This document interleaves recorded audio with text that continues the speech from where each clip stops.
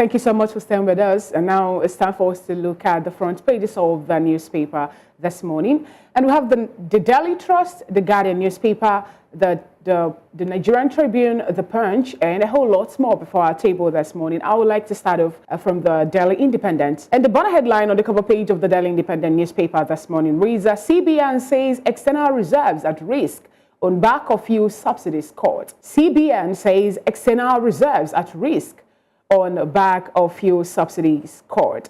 The advice NAS maintain FG ways and means advance at 5%. One, security infrastructure issues may worsen inflationary pressures. And above the masthead, we have NNPC Limited, Total Energies, $550 million You Better Upstream gas project takes off. Nobody can put fire in Bauchi, Governor Mohammed replies Wike. And we have other headlines to be, Tinubu didn't ask Cardoso to resign, according to presidency. That story is on page 6 of the Daily Independent. No more excuses. Danjuma tasked CDS service chief to end insecurity. No more excuses. Danjuma tasked CDS service chiefs to end insecurity. That story is on page 29 of the Daily Independent. FG underscores capital market role in Nigeria's $1 trillion economy target. FG states local governments shares 1.203 trillion in August 2024 revenue, and that is on page 29 of the Daily Independent. Bafarawa donates 1 billion naira to Sokoto, says, I want to give back to the people. The story is on page 7 of the Daily Independent. Governor Fubara suspends Akuku Toru local government chairman. Aviation union suspends a planned strike over 50% agency's IGR deduction. That's on page 7 of the Daily Independent. FG asks tertiary institutions to skip post-UTME for admission, seeking PWDs. FG asks tertiary institutions to skip post-UTME for admission, seeking PWDs. That story is on page 6 of the Daily Independent. We have another bold headline on the cover page of the Daily Independent this morning. There is NIHSA issues flood alert as Cameroon begins release of water from Lagdo Dam into Nigeria.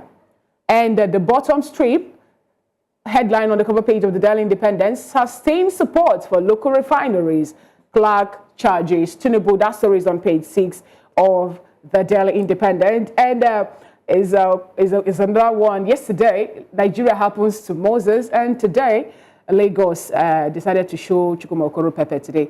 Good morning, Chukwuma. Good morning. Good to have you. Good morning. How is it a tarodo that you saw this morning? It's a wet Wednesday. Oh, it's a wet Wednesday. Wet Wednesday. All right, then, Nigerians. All right, then let's get into the Guardian newspaper now. World Patient Safety Day. Now, when I read this one, my jaw dropped, but these are the headlines. Nigeria battles spike in medical errors, negligence in hospitals. Subriders, after 8 chemo sessions, 25 rounds of radiotherapy, single mastectomy, cancer diagnosis turns out an error. Patient. Diagnostic errors responsible for 16% of patients' harm. Practitioners blame lack of standard infrastructure for quality care. We are dumping ground for quackery. Fake, substandard, unvalidated kits and devices. AMLSN president. And then there's a cartoon image there to further depict what's going on in the medical sector in Nigeria. Beside that, one panic in Abuja over vibrations from multiple F tremors. INEC tasked on credibility as 379,245 PVCs uncollected in Edo. That's a large number if you ask me. Lagos State government seeks accountability, says misdiagnosis costs patients 40% more. Nigeria on flood alert as Cameroon's Lagdo Dam releases water. Court rejects Lagos AG's move to stop 1.35 billion naira fraud case. FG to unbundle 115 government colleges. Clark, Lords Dangote urges support for local refining, I beg your pardon. Minister warns of 300 million youth unemployment in Africa. Scientists confirm new fast-spreading COVID variant. All right, here they are again. FRSC Act, the illegality or legality of being accuser, prosecutor, and judge. That's an editorial. You may want to read that one as well. Well, these are the headlines from The Guardian, and this is how far we can go with the newspaper review. Newspaper headlines this morning. For newspaper review, join us again at 9 o'clock. But in the meantime, Chukwuma, we're getting into another conversation. Yes. The Independent National Electoral Commission, INEC, has said clearly that Julius Abure is no longer the national chairman of the Labour Party.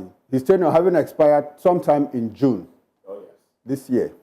And we are going to find out whether that will be the end of the crisis within the Labour Party. Do stay with us as we come back after a short break. All right.